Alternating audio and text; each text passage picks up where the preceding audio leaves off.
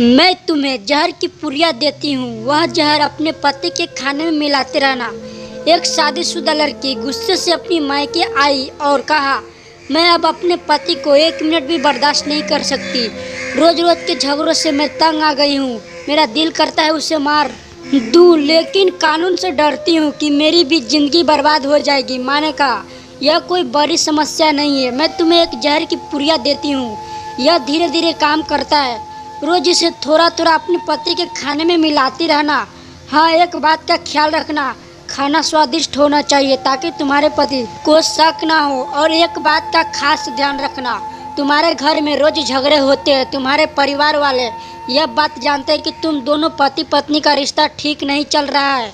अगर तुम्हारा पति मर जाएगा तो तुम पर ही शक जाएगा।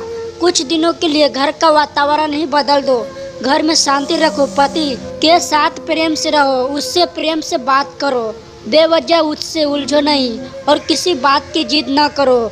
वह बेचारा तो कुछ दिनों का ही मेहमान है, उस बेचारे पर शक ना करो। और पति से बात करते समय आवाज में नरमी भी रखो ताकि तुम्हारे परिवार वालों को यह शक ना हो कि पति की मृत्यु में तुम्हारा ही हाथ है। लड़की ने माँ की बात मान ली और पुड़िया लेकर खुशी खुशी अपने घर चली आई। 1 महीने बाद वह हड़बड़ा कर अपने मायके गई और जाते ही माँ के पैरों पर गिर गई और हाथ जोड़कर माँ से कहने लगी, माँ, क्या आप इस जहर का कोई तोड़ है? माँ ने कहा, क्यों? लड़की ने कहा, तुम्हारे कहे अनुसार मैं रोज थोड़ा थोड़ा जहर अपने पति के खाने में डाल रही थी और जिन बातों का ख्याल रखने के लिए तुमने कहा था वह भी कर रही थी। लेकिन मेरा पति बिल्कुल बदल गया। जो मुझसे ठीक से बात भी नहीं करता था, अब ऑफिस से 4-5 बार फोन करता है और मुझसे पूछता है कि मैंने खाना खाया या नहीं। काम ज़्यादा है क्या? अपना ख्याल रखो, थोड़ा आराम करो। मेरा बहुत ख्याल रखता है, मुझसे प्रेम करता है। अब कल ही मेरे जन्मदिन पर मुझे आईफोन गिफ्ट किया। कहने लगा, जानू, तुम बहुत दिनों से मुझसे आईफोन कह रही थी। मेरे पास पैसे नहीं थे इसलिए मैं चुप था और मैं तुम्हें सरप्राइज देना चाहता था, इसलिए थोड़े थोड़े पैसा जमा कर रहा था और कुछ ईएम निकाल कर आज तुम्हारे जन्मदिन पर तुम्हें आईफोन का तोहफा दे रहा हूँ।